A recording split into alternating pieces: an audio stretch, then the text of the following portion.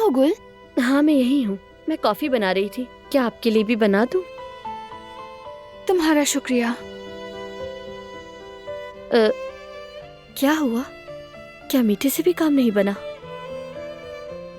नहीं, जरा भी काम नहीं बना। वो मुझसे बहुत नाराज है, बहुत हर्ट हुआ है। कह रहा था कि मुझे खुद ही सोचना है कि मैं उसे कैसे मनाऊंगी। क्या मतलब? मुझे खुद भी नहीं मालूम है। सच कहूं तो वो बिल्कुल दुरुस्त है। अगर मैं उसकी जगह होती और वो मेरा पीछा करता तो मैं भी कई दिन उसका चेहरा ना देखती। कम से कम वो मुझसे बात तो कर रहा है लेकिन माफ नहीं कर रहा। ठीक है, परेशान ना हो, हम सोचेंगे और इसका हल निकालेंगे, कोई मसला नहीं। जाहिर है इसमें थोड़ी गलती मेरी भी है, तो साथ तो दूंगी।